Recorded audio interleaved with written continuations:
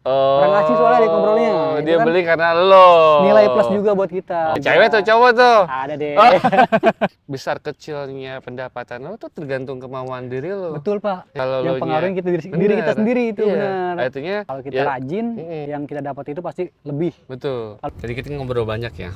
Lama kerja di perusahaan garment. Nah, during Covid kemarin 2020, nah dia jadi termasuk salah satu yang di layoff sama perusahaannya.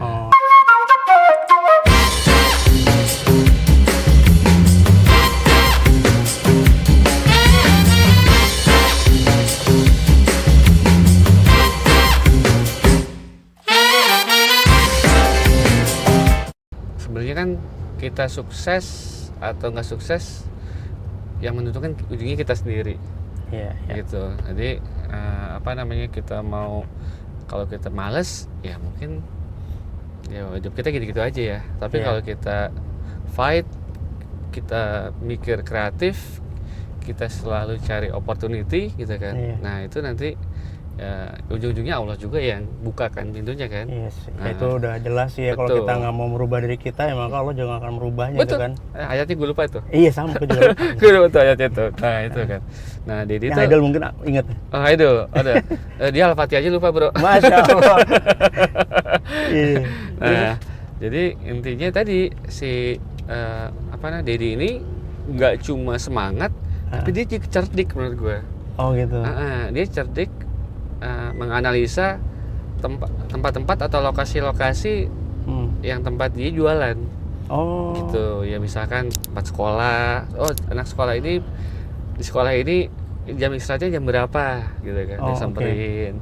Lalu pulangnya jam berapa, samperin. Dia poolnya di Meruya? Poolnya Meruya. Tracknya sampai mana katanya?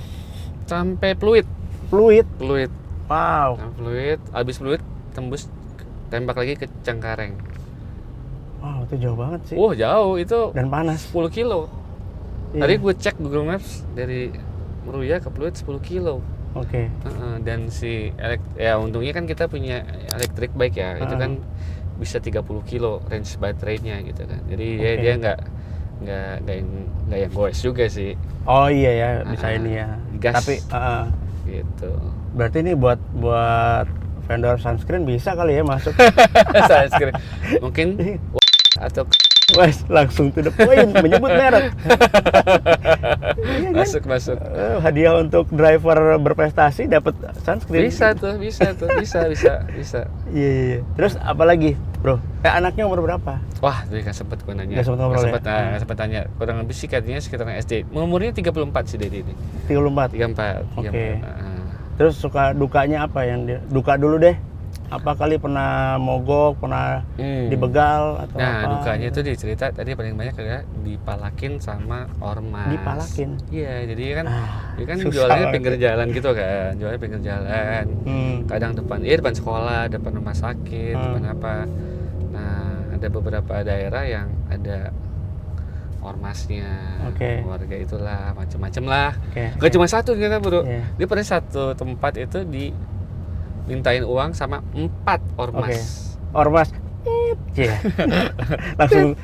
Nah itu. Oh gitu. Iya gitu ya. Menurut gue sih ya nggak cuma. Berapa katanya setiap di satu gitu? ormas satu hari ya 5.000. Satu hari 5.000. Kali 4 aja 20.000. 20.000 ya. Gede lumayan lah. Sih ya. Sebulan kalau dia jual 30 hari 600.000 bro. Hanya untuk ormas. Ngasih makan orang gitu ya. Iya, gitu lah. Aduh, ngasih makan yang enggak ini. Aduh, itu emang musuh utama negeri ini emang ormas sih. Iya, pungli ya. Iya, pungli gitu ya. Itu emang ya itulah. Itu yang paling berasa buat itu. Maksudnya kayak kejadian-kejadian lain kayak itu misalkan, salah satu. Yang nomor 2 ya mungkin karena mereka jualan jalanan ya, kita jualan jalanan. Cuaca ya. Oh, cuaca terutama ya hujan. Oh iya. Gitu. Kalau panas ya. Justru dia senang tuh. Orang panas, keringetan, ya haus bro. Nyari minuman dingin kan. Kita kan jual minuman dingin. Tapi kalau hujan, itu rasa, dia rasa orang kalau hujan kan dingin, nggak minum minuman dingin gitu kan. Belum dia kena kebasahan dan lain-lain. Itu yang jadi ya strugglingnya kerja di jalanan tuh gitu. Iya. Gitu. Terus gimana solusinya kalau hujan gitu? Kalau hujan berdoa ya. Ya itu pasti. Supaya hujannya cepat tereda ya. Tapi maksudnya di besoknya juga masih bisa aman. Ada beberapa produk yang emang tahan lama, dan kita juga tempatnya kan dingin ya. Di si gerobaknya ada es batunya kan. Ya kayak taruh di kulkas aja sebenarnya kan. Oke. Itu bisa, tapi ada beberapa produk yang kita nggak berani untuk kita panjangin ke 2 hari. Jadi ada kurang lebih 30% yang awetnya cuma 1 hari, ya itu nggak kita besokin jualnya. Oke.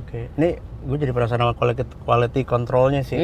Emang kayak gitu-gitu dites ya? Oh iya dong. Kita kan punya tim QC, punya tim QA. Artinya si minumannya dites sehari 2 hari didiemin. Oh iya. Habis itu besoknya dicobain. Betul. Ya pada awalnya kan ditesnya sama R&D. Okay. Ketika mereka nentuin shelf life, dites dulu tuh. Ya bahkan gue juga ikut turun juga gitu kan. Tim R&D semoga sehat selalu ya. Gitu. Terus tim R&D udah bikin semua dokumen, dicatat, bahkan kita kirim juga ke lab ya. Oh, sampai ke lab? Ke lab, kita kirim ke biasa ada tuh, ya baik di kampus maupun di swasta, mereka punya lab buat uji shelf life ya.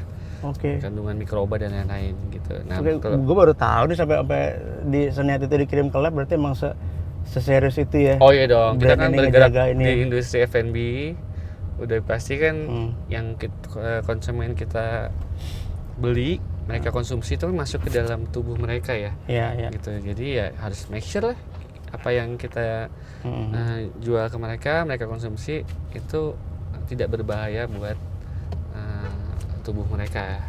Oke. Gitu.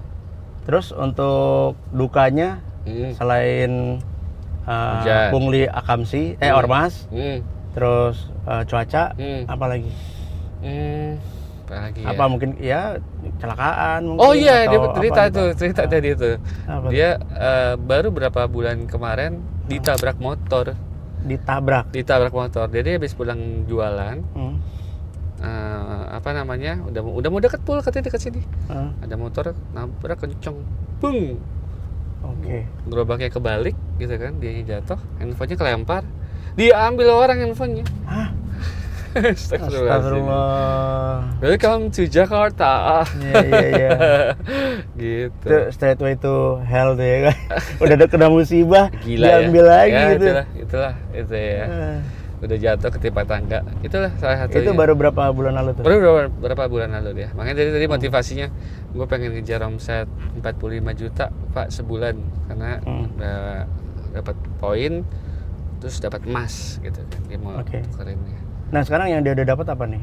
Yang tadi lo sebutin kan emas dia paling sering dapat emas. Oh gitu? Jadi emas itu tadi kalau nggak salah poinnya gue lupa ya, 30 atau 30 poin dapat emas 1 gram gitu kan. Dan kalau mencapai omset kalau nggak salah ya berapa puluh juta gitu sebulan, itu langsung dapat 21 poin, 20 poin kalau salah. 20 poin. Nah habis itu berkelipatan. Nah dia dengan performa dia sekarang generating 45 juta sebulan, dalam 2 bulan dia bisa dapat 1 gram emas. Gitu. Dan dia katanya di antara hadiah-hadiah yang ada di Huling buat driver, dia paling sering nukerin buat emas, karena dia pikir ini buat investasi Pak.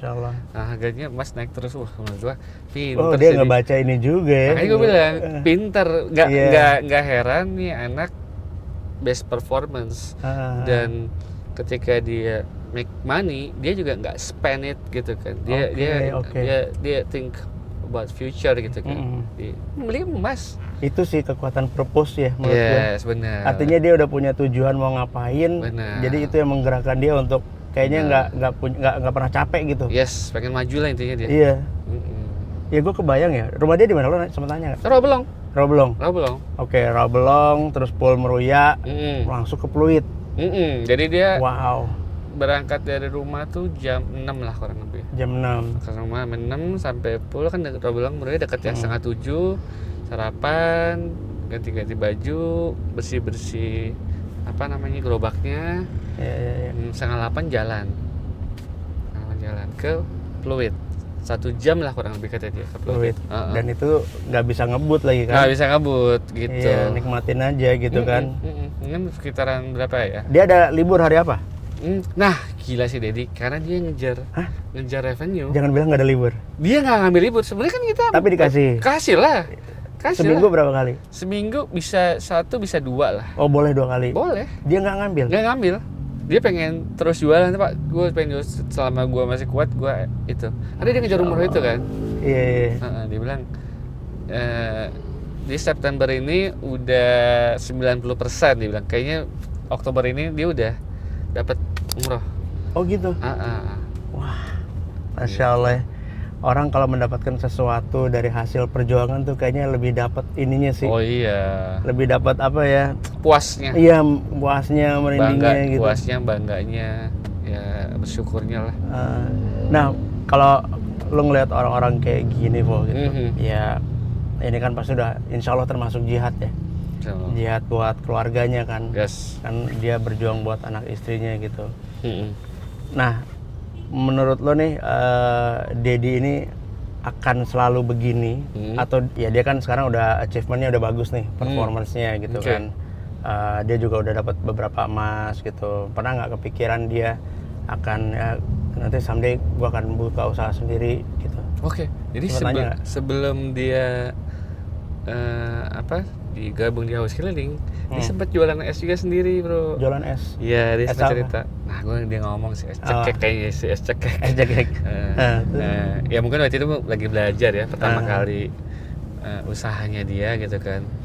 Ya mungkin nggak gampang juga ya, produksi sendiri, bikin brand sendiri gitu. Waktu itu sih dia belum berhasil. Yeah. Nah, mungkin dengan bergabung di Haus Keliling ya dia belajar juga kan.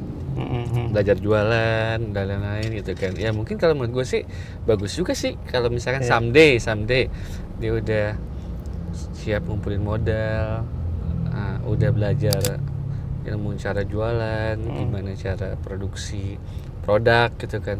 Bagus sih, why not gitu kan.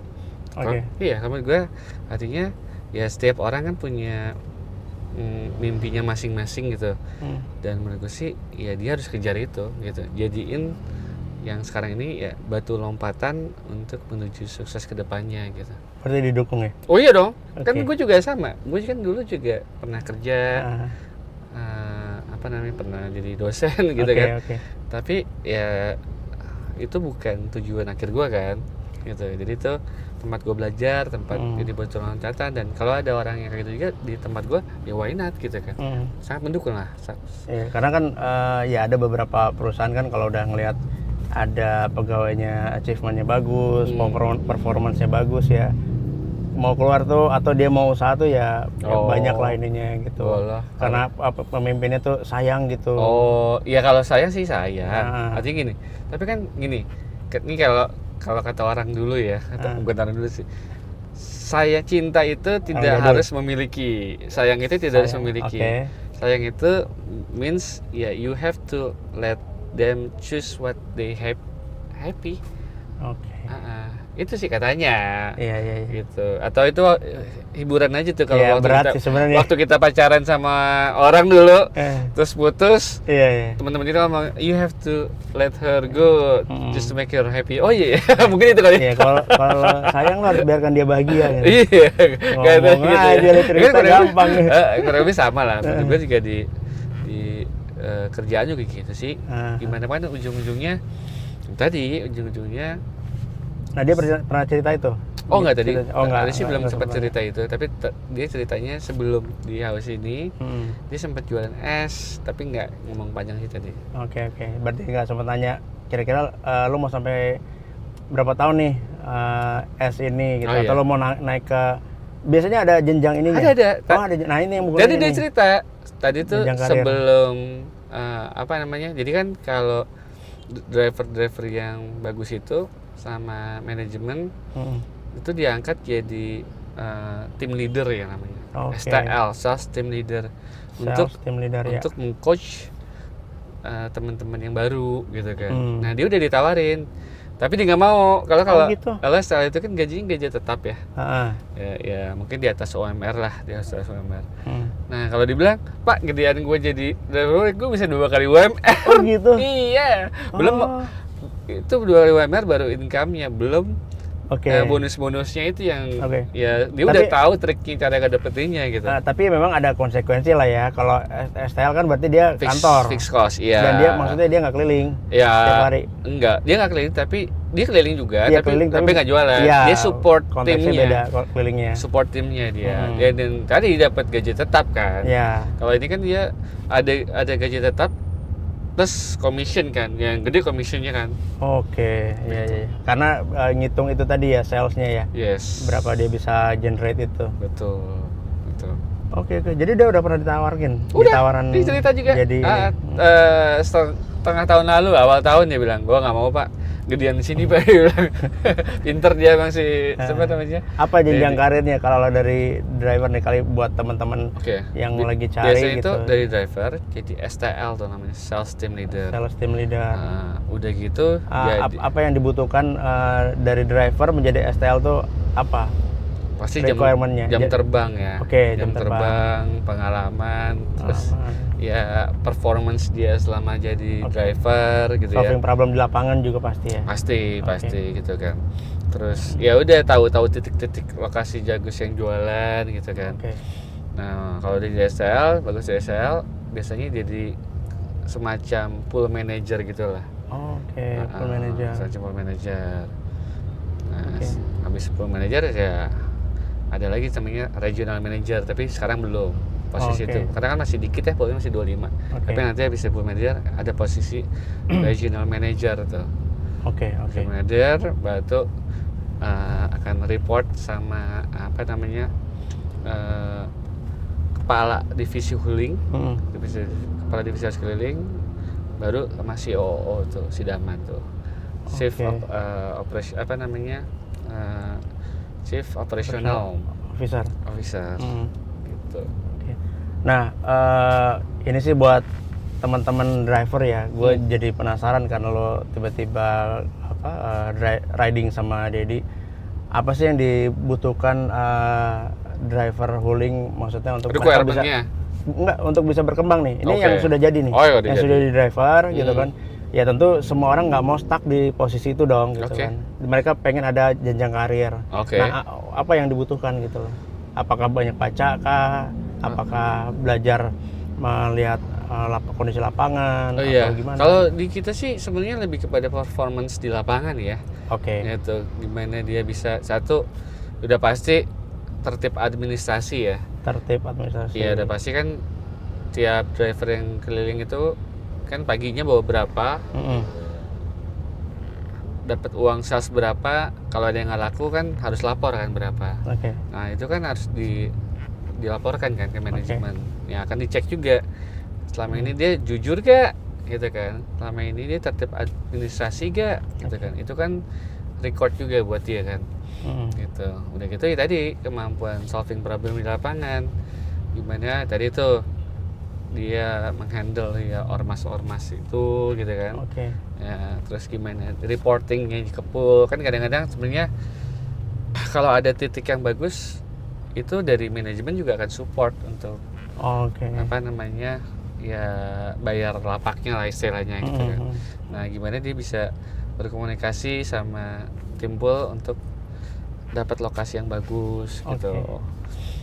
Nah driver ini ketika dia day one nih, kamu diterima jadi driver, itu tempatnya sudah ditentukan atau dia cari sendiri? Biasanya dia dan dia izin sendiri tempat selama 3 hari itu dia akan namanya buddy itu ditemenin sama driver senior. Kita ada dong. Boncengan. Boncengan. Itu disebutnya buddy. Ya buddy gitu kan. Buddy. Selama 3 hari itu dia kayak observasi, lihat seniornya itu jualan kemana, titik-titik mana aja, lalu ketika berkomunikasi sama pelanggan tuh seperti apa, lalu ketika men-serve produk tuh pelanggan seperti apa, ya ketika berhadapan sama ormas tuh seperti apa, ketika nyari lapak tuh seperti apa gitu kan, sampai mengendarai bike-nya pun diajarin. Itu selama kurang lebih paling cepat 3 hari. Paling cepat. Kalau udah merasa seniornya udah bisa nih Pak, udah bisa dilepas. Nah dia kan ada satu dedikasi, satu bike. Itu dedikasi buat dia aja. Gitu. Tapi kalau berasa belum mampu ya terus didampingi sampai dia bisa sendiri. Iya.